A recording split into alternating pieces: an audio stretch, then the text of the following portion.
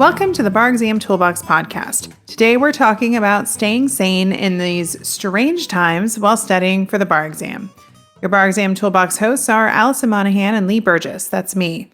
We're here to demystify the bar exam experience so you can study effectively, stay sane, and hopefully pass and move on with your life. We're the co-creators of the Law School Toolbox, the Bar Exam Toolbox, and the career-related website Career Dicta. Allison also runs the Girls Guide to Law School. If you enjoy the show, please leave a review on your favorite listening app and check out our sister podcast, the Law School Toolbox podcast. If you have any questions, don't hesitate to reach out to us. You can reach us via the contact form on barexamtoolbox.com, and we'd love to hear from you. And with that, let's get started.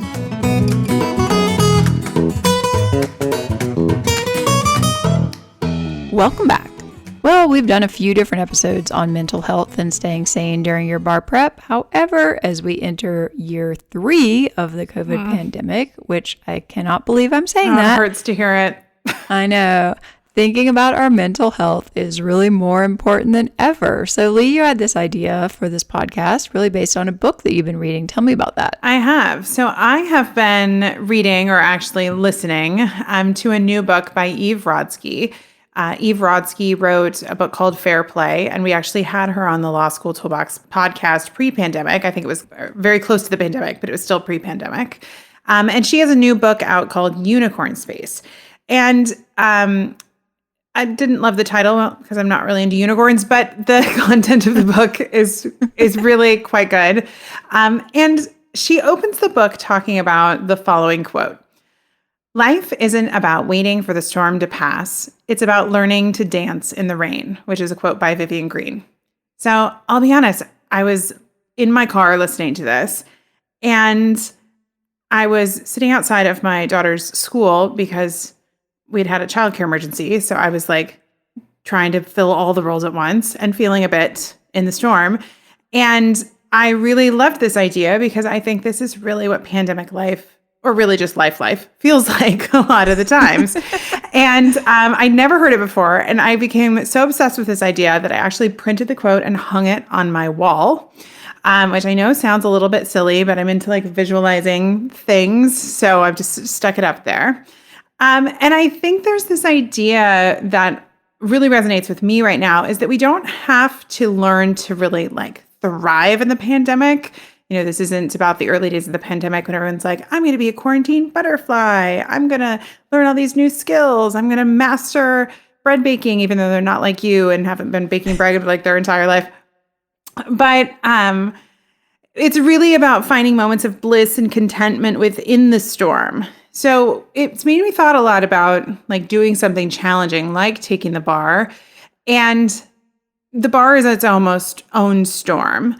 And I think it's really important to think about how you find those moments to lighten your load and ride out the challenging time, because there's this idea that you're just supposed to be miserable. I think this idea happens in law school too. You're just supposed to be miserable to like make it worth it or something like that. It like adds value to the experience. Right, like you're more likely to pass if you're really unhappy. Yeah, and I just, as I get a little older, and I don't know if I get wiser, I just don't think life works that way. I don't know. I told you a little bit about this book, although I think you're much better at unicorn spaces than I am. I have a lot more to work on.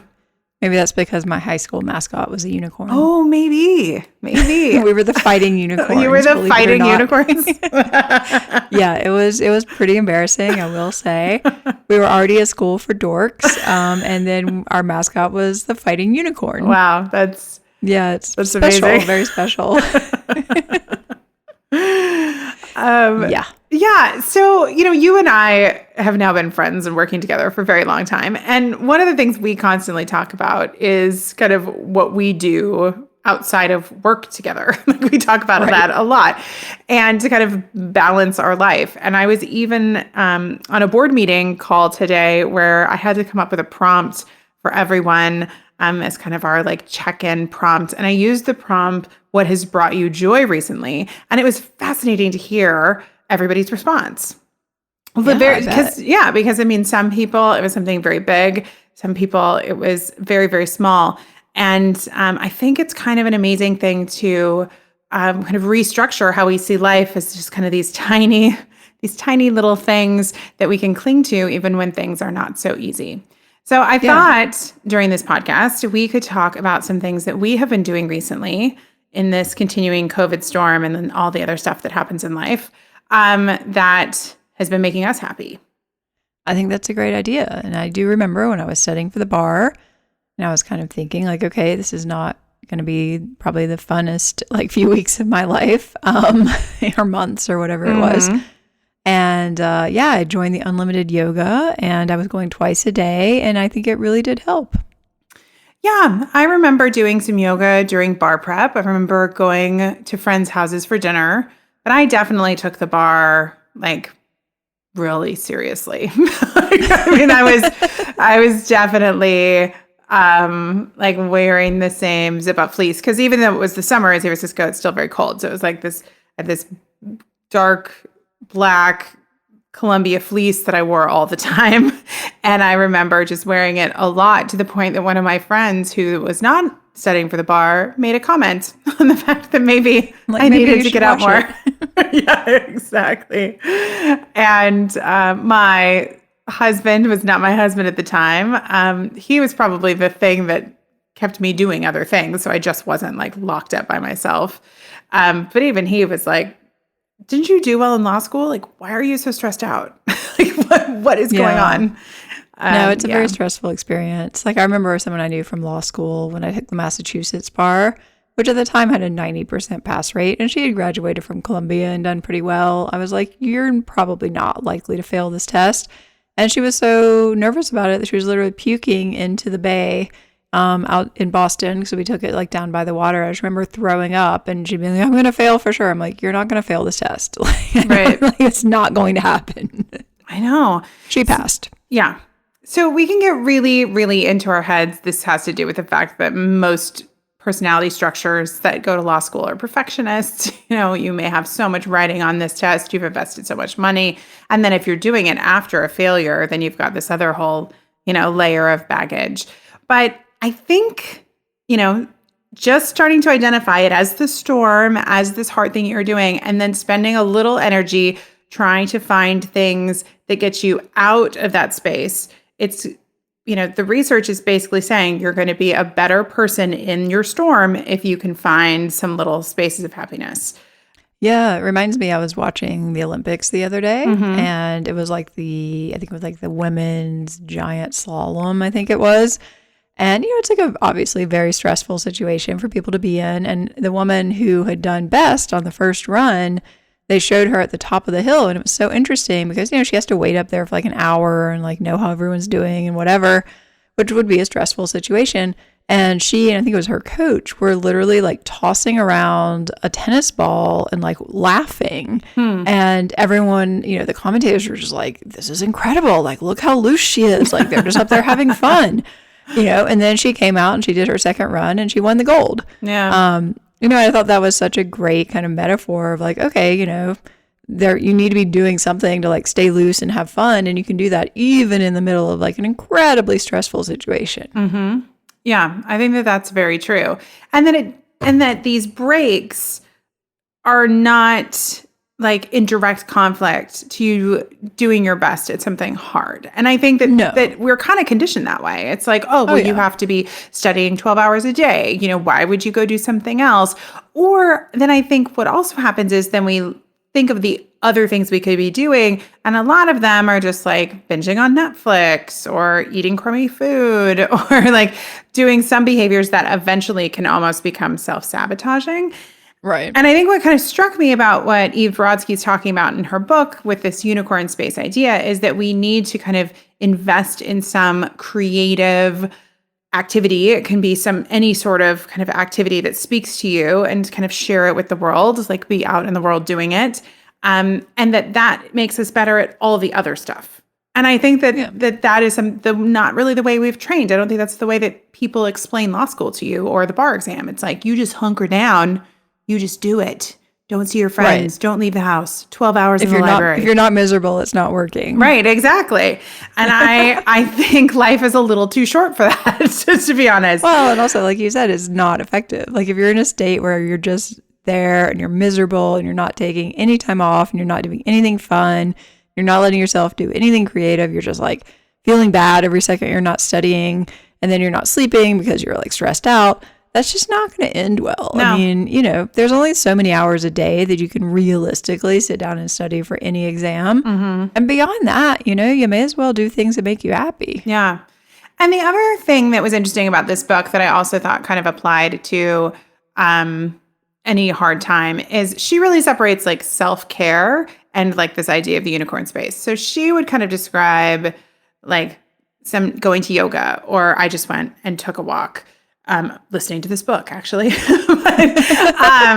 And she's like, that's good to do. That's important. But that's like taking care of yourself. Those are like things that you need to do to be kind of a whole person versus, like studying a new language or doing art or taking a class that's kind of like teaching yourself something new, going to a pottery class, doing a painting,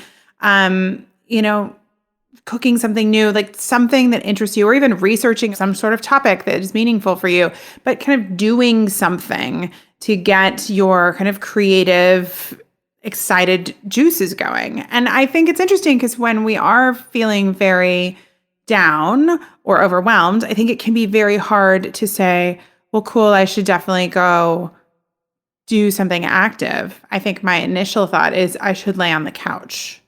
Right. Or like the idea of like, oh, I should like find and make a new recipe is like, really? That sounds like so much effort. Right. It's true. But I think they're starting to see that those activities, like there are so many benefits to it that you kind of have to like find the space to do it. So I think the best idea is to just start small, right? So like there are bigger things. Like one of my things that we just did is you and I just went skiing together. We did. Which was it was so fun. Which was my 2020 goal that I've now reached in 2022. Was to ski again. Thank you, pandemic. But I've just been rolling over my vision board from year to year. So. I like that idea. At least you made a vision board. Hey, I made one in 2020 and it's all still pretty relevant. Yeah, exactly. So that was something I did a lot growing up. I grew up really near the mountains, and it's something I've really wanted to get back into doing. And like it felt good. Life has been a little overwhelming lately, and it was just such a break. It felt like such a break just doing that and being somewhere else and doing something physical. And I was like, I feel like I'm living the unicorn space book right now. I'll have to email Eve after this to tell her. You will. Send her the photo. Exactly. We both look really happy. We do look very happy. It's on our social media if you follow us on Instagram. So that's like a bigger thing, right? It's like we took time, we went and did that. But I think I'm also starting to study French, which is something I also false started back in 2020 that I'm trying to do again. My therapist actually told me the other day that she feels like I'm just like picked up where we hit pause in 2020. That's fair enough. I was like, that's fair. But I think the other thing that's important to remember is it doesn't have to be big things. I remember having somebody tell me that they had like this granola morning ritual that they just was very important to them. But it brought them a lot of joy. They made this very specific granola yogurt parfait thing, and they sat down in the morning and they like kind of mindfully ate it. And that was like their quiet space. That's kind of their meditative space. And that's what they did. And that was always something that they could do every day to basically bring them joy. And I was like, that's great. Maybe we should all have a yogurt space. Yeah, why not? I mean, I've read that the Buddhists, think that even washing dishes can be a good meditation. So I'm sure eating something specific that you've prepared with care, Mm-hmm. That's something that you really enjoy. Yeah, but I think that, we've got to like find these little happiness nuggets wherever we can find them, because it's going to help prevent things like burnout, which we're going to talk about in a minute. And I think that, it doesn't have to be huge goals. It can be tiny things. I have other friends who really like to do like the coloring books or Armando's really into that. Yeah. Or people who just like to make art for other people or send cards to friends. I think it can be so many different things, but it has to be something that, that's going to kind of make you feel good. And I mean, like, I'm definitely guilty of just laying on the couch and watching TV. And sometimes that makes me feel good, but usually in the end, it doesn't really. Yeah, and I think that, if you're tired, like that's valuable enough. But like at the same time, like, you might not be that tired that you have to watch Netflix for like 6 hours straight. Right. It's different if you're watching it like an hour and then you're going to go to bed. But it's another thing if it's a Saturday and you're doing a marathon day after day, then we might be kind of reaching.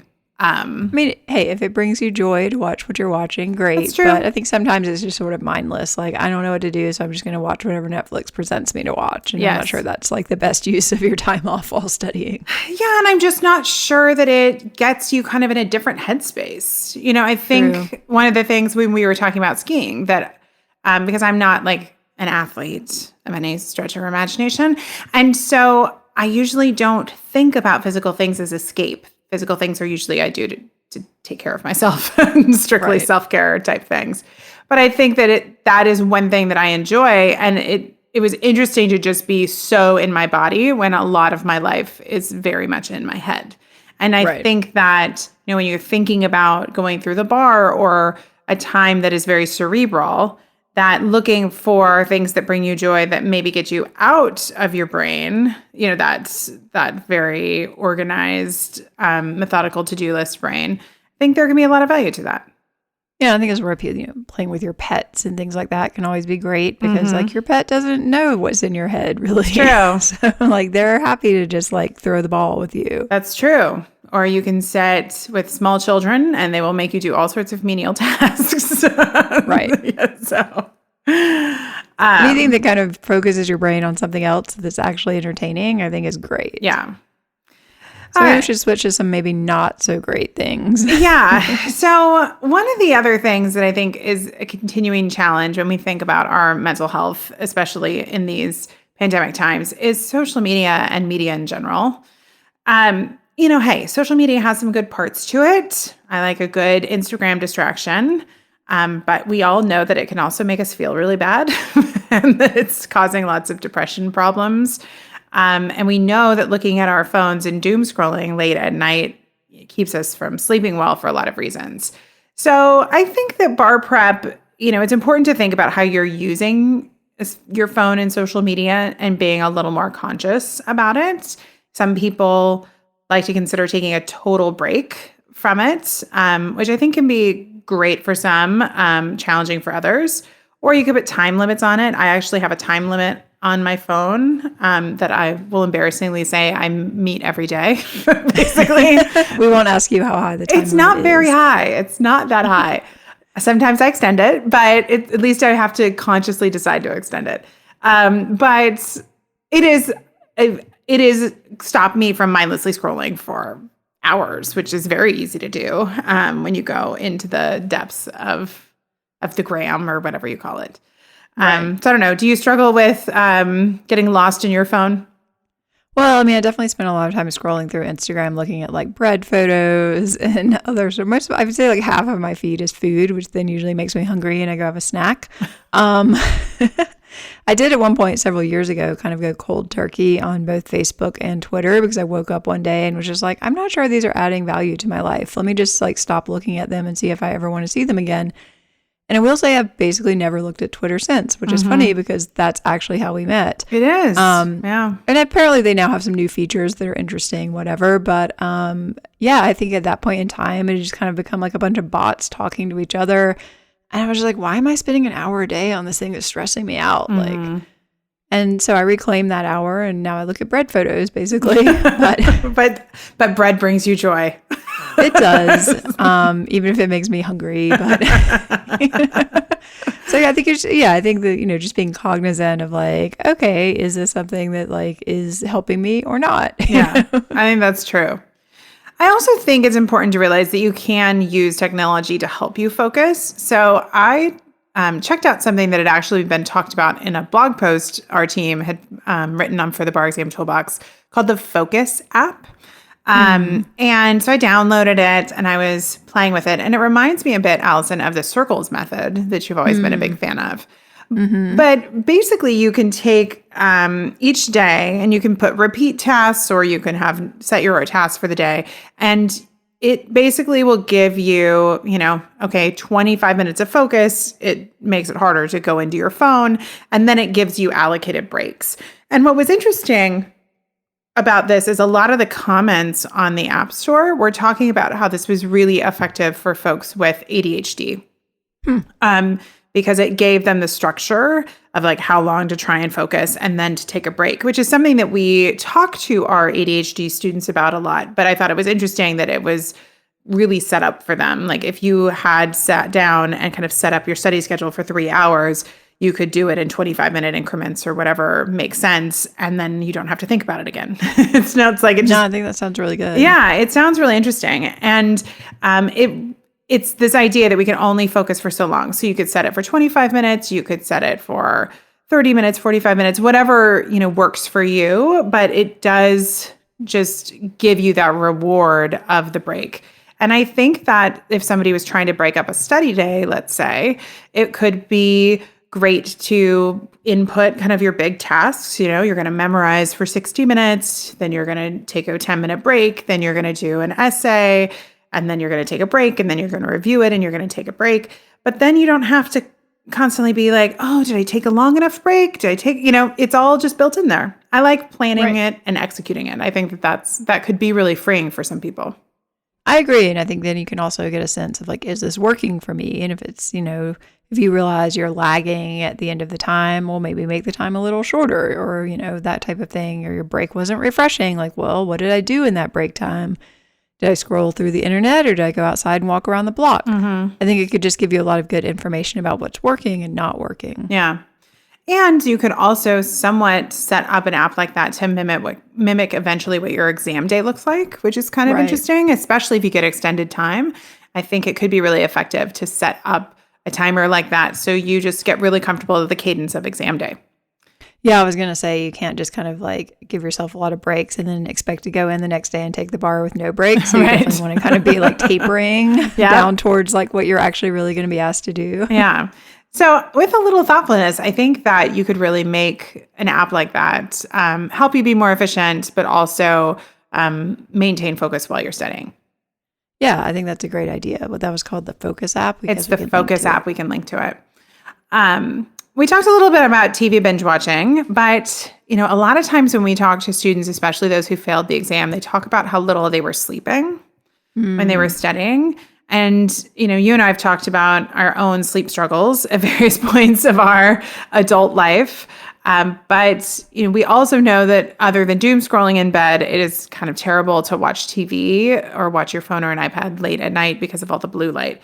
So one of my New Year's resolutions in 2021 was to read more books. I'm really into these big open-ended, like very easy to reach goals. Read more. I wasn't reading much, so reading more wasn't particularly hard. But I found that I got really enjoyed reading in bed, like putting all the devices away and just reading. It helped me fall asleep a lot faster than watching something. So I thought the other thing we could share was anything interesting that we've read recently. Well, I think that's an admirable goal. I will say I've gone totally the opposite in the last week or so. And you're often the better reader of the two of us. Yeah, no, my problem right now is I've been watching the Olympics until basically midnight every night. And then it's like all so exciting that I can't fall asleep. So not recommended if you're studying for the bar. Actually, the only book I'm currently reading, I think, is something about the psychology of trading, which was sort of interesting. But I wouldn't really necessarily recommend it as like a general interest book. No. That's definitely probably a little more hardcore than most people are going for bedtime reading. Yeah, exactly. What are you up to? What have I been reading? In the last couple of months, I read The 7 Husbands of Evelyn Hugo. By Taylor Jenkins Reid, which is a very good and interesting read that a friend had recommended to me. I read a book called People We Meet on Vacation by Emily Henry, which I'll be honest was a tad trashy, but distracting. It's always fun. But, it was good. It was more like a beach vacation read. I have 2 things that I've started to read now in tandem. One is called Ms. Dior, which is a story of courage and couture by Justine Picardi, and she's actually writing about the sister of Christian Dior, who had a very interesting story of her own in World War II, and so I'm kind of fascinated about that. And then I'm reading Michael Pollan's new book called This Is Your Mind on Plants or something like that. I forgot to look it up, but Your Mind on Plants. I think it's what it's called. I'm on the opium chapter about him growing poppies in his backyard. A few weeks ago, I was also watching Ozark, speaking of poppies, and that was not relaxing nighttime viewing either. That's true. So it is good to be conscious of what you're consuming, whether they're books or TV. To not I will make say one fun book that I think is great that I read like a few years ago, but I highly recommend to everyone who wants something like fun but not super trashy, but maybe a little trashy, is the Elizabeth Gilbert novel, which I forget the name of. Yes. But it's about kind of like so like World War I or II, New York, and like it's super fun. Yes. Oh my gosh.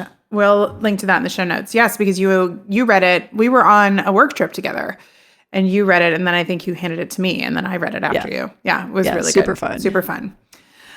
All right. So all of this is really culminating in a discussion of trying not to burn out, which I think is really one of the main projects we all have to do while not only studying for the bar, but also living in pandemic life. And I just think we're all reaching that. I mean, if people haven't already reached that point a long time ago, I think everybody seems to be reaching that point. Oh, yeah. It's like, I don't have a lot of extra energy to do much of anything. I know. It's so true. So here were some of the symptoms of burnout. This was also in a recent blog post on the Bar Exam Toolbox. Overwhelm, frustration, mood swings, feeling unmotivated, feelings of anxiety, losing your temper, feeling defeated and or unaccomplished, feeling drained, headaches, body pain, constant exhaustion or fatigue, disruption in sleep, and changes in appetite. So, if any of these things are going on, and I think for a lot of us, we've probably had a few of these. Check, Right? check. Maybe not this week. Right. Exactly. So, the one thing that you want to think about is how to start to take breaks, to kind of reclaim some time to do things that make you feel good, to try and move away from the burnout. And if you're studying and you're burned out partly by the studying, then you need to think about your study schedule and restructure how you're studying to give yourself some breaks, to maybe be more productive during the study time that you have, and then step away from the studying more in the evenings and some on the weekends. This is something that we see happen with students all the time. And we'll talk to people who failed the bar and they'll say, I was so burned out, I just could barely study the last couple of weeks. Or I was so burned out that I was a nervous wreck before I hit the bar. I mean, this is really common and something that people need to kind of keep tabs on. Yeah, I mean, so like I was so stressed out, or like I just didn't care anymore. If you're kind of at that point, I think the counterintuitive advice is really like just stop whatever you're doing that's not working. And even if you take off, a whole day or 2 days or 3 days or whatever you need to do to kind of get to a point where you're not so incredibly miserable and so burned out, because you're not really functioning at that point. So like kind of why pretend? You may as well just like take a few days off, even if it means that you don't study a particular topic, because you're not being productive anyway. Yeah. And I think that's where the downward spiral happens, right? You're just wasting your time studying and not being productive, but then you're getting more and more burned out. And more stressed out. Like, it's not going well. And then you're trying to overstudy even more, and like you're not sleeping. And yeah, it's just not a good cycle. Yeah. So, you definitely need to take a step back and regroup. But if you're really struggling, you also should reach out to get help, because this is where I think therapy can really, help give you maybe a lens on what's going on that you can't see yourself when you're in these types of spirals. And one of the things that's come out of the pandemic is that online therapy is now, really readily available. And there are less barriers to entry. You can really go online and find somebody to talk to.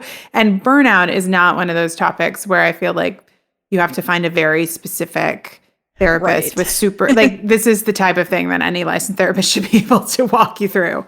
And they should be able to help you pretty quickly on it. It's not something you need to like go back and talk about like all of your problems with your parents from the time you were 2. It's like, okay, this is like something we can help you with right now. Yeah. So, you got to make sure that you've got kind of like the scaffolding around you to like hold you up if you're struggling. But if you're just starting to see some of these warning signs, I think doing, trying to find a little more joy, trying to take more breaks, thinking about what you're doing those breaks and make sure those breaks aren't just for laundry, that those breaks are for something that kind of feeds your soul. I think that is going to help make you be like a better whole person. And that whole person is going to perform better and give you a better shot at passing. Yeah, and I think so much of this too, like counterintuitively ends up being physical. Like remember my law school roommate and I in the middle of exams, we used to put on like really loud music. We had certain songs we liked to play, and we would literally just dance like crazy people around our kitchen. And the kitchen was in like a light well, so all of our people around could like watch us. And I'm sure they were just like, what are these people doing? But it was like a quick thing that we could do that like got us, shaken, like literally shaken up and just totally reset everybody's mindset. Mm-hmm. Yeah. And it was fun. It is fun. I mean, I hear certain songs. I'm like, oh yeah, right. I start dancing. I'm like, the kids in America. It's like. Yeah. I did karaoke for the first time in probably 15 years over the holiday break. And I used to really not like karaoke. I was a singer and I just found karaoke to be kind of painful. But my friend and I were up there totally channeling our like 18-year-old selves. And I was like having a blast. And I'm like, why did I not be goofy karaoke person? So like, why did that sounds like my worst nightmare? I'm sure it does, but you don't have to each his own. You don't have an 18-year-old musical theater person to connect with. So. No, I've never been a theater or musical inclined. Right. So, exactly. I'll just go ski. Exactly. Okay. Well, really the moral of the story is, and why I wanted to do this podcast on this topic, was that it's just so important to remember that studying for the bar is a challenging time. It is a storm, but you don't have to be miserable. And in fact, finding joy and things that will keep you happy are going to, keep you sane. And in the end, you're just going to be a better person on exam day. So bake the bread, go for the walk, do the art, see your friends. That's actually going to help you pass. And I think that that's something we don't always talk about enough. But also study some. Oh, yeah. Well, you got to do that too. That's like the rest of the podcast. I was like, wow, Lou, that sounds like a really busy day. I know. Well, I didn't mean every day. Like do one of those things. You also need to study 6 to 8 hours a day. Okay. All right. Well, with that, we're out of time. I want to take a second to remind you to check out our blog, barexamtoolbox.com, which is full of helpful tips to help you prepare and stay sane as you study for the bar exam.